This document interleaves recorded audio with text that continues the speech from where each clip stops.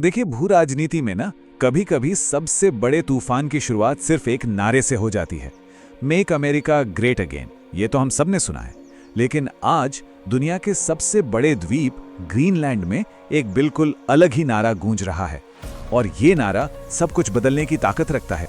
जी हाँ, अमेरिका को महान बनाने की नहीं, बल्कि अमेरिका को वहां से चले जाने की मांग हो रही है। अब सोचिए, ये नारा अब पूरे ग्रीनलैंड में गूंज रहा है, जो ये दिखाता है कि लोगों की सोच में कितना बड़ा, कितना नाटकीय बदलाव आ गया है। तो चलिए आज इसी को समझते हैं कि आखिर कैसे डेनमार्क का ये शांत स्वायत्त इलाका एक इतने बड़े अंतर्राष्ट्रीय संकट का केंद्र बन गया।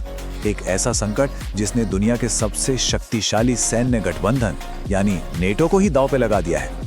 तो जमीनी हकीकत ये है कि लोगों में जबरदस्त गुस्सा है। वहां के नागरिक अपनी संप्रभुता की रक्षा के लिए सड़कों पर हैं, जिसे वो एक विदेशी आक्रमण के तौर पर देख रहे हैं। बैनरों पर साफ साफ लिखा है कि आप हमें चाहे $1 ट्रिलियन भी क्यों ना दे दें, हमारी पहचान और हमारा झंडा बिकाऊ नहीं है। तो सवाल ये है कि आखिर इस अचानक भड़के गुस्से की जड़ क्या है?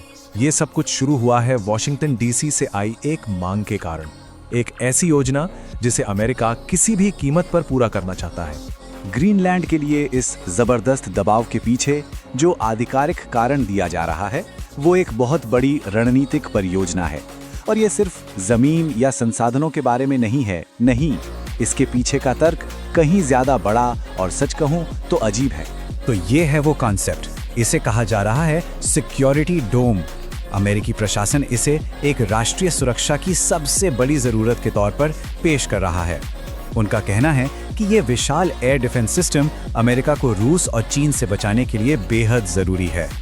और अब देखिए सबसे दिलचस्प बात, एक तरफ अमेरिकी प्रशासन का कहना है कि ये डोम तभी ठीक से काम करेगा जब ग्रीनलैंड की जमीन पूरी तरह से उनकी हो, लेकिन दूसरी तरफ रक्षा विशेषज्ञ कह रहे हैं कि ये सिर्फ एक बहाना है। यही काम तो नाटो गठबंधन के तहत भी आसानी से हो सकता है। इसके लिए किसी की जमीन खरीदने या उस पर कब्जा करने की क्या जरूरत। चलिए अब आगे देखते हैं कि कैसे ये मांग सहयोगी माने जाने वाले देशों के बीच ही एक खतरनाक गतिरोध में बदल गई। सच में इतिहास में ऐसा शायद ही पहले कभी हुआ हो। हालात तब बिगड़े जब एक ही गठबंधन के सदस्यों के बीच अभूतपूर्व सैन्य और आर्थिक कदम उठाए गए। आप जरा सोचकर देखिए, एक नेटो देश से बचाने के लिए दूसरे नेटो देश अपनी सेना भेज रहे हैं। ये हैरान करने वाला है। और ये पहला बड़ा आर्थिक हथियार था जो इस विवाद में इस्तेमाल किया गया। धमकी साफ थी कि जो भी देश इस योजना के रास्ते में आएगा, उसे व्यापार में इसकी कीमत चुकानी पड़ेगी। ग्रीनलैंड के नेताओं का तो यहाँ तक कहना है कि पहले सैनिकों को हटाना एक सोची समझी चाल थी, ताकि भविष्य में आक्रमण के लिए एक बहाना बनाया जा सके। और अब इस डेडलाइन के साथ इसे दुनिया की कूटनीति के इतिहास में सबसे अजीब ब्लैकमेलिंग में से एक कहा जा रहा है। और ये सब हमें संघर्ष के सबसे बड़े दांव पर ले आता है, खुद नेटो गठबंधन का अस्तित्व।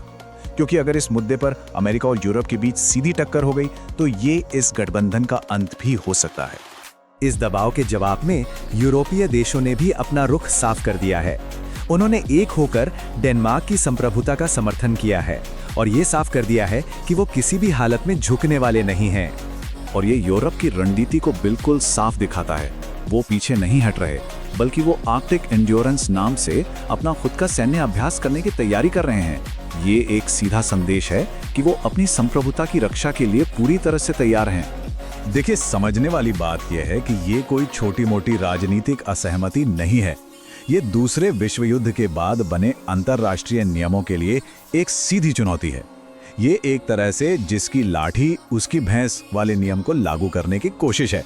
तो अंत में सवाल यही है, ये सवाल अभी भी अनसुलझा है और इसने 77 साल पुराने इस गठबंधन के भविष्य को दांव पर लगा दिया है। आने वाला समय बहुत महत्वपूर्ण होने वाला है। पर एक बात तो तय है, ग्रीनलैंड अब सिर्फ एक बर्फीला द्वीप नहीं रहा, बल्कि ये वैश्विक शक्ति संघर्ष का एक नया केंद्र बन चुका है।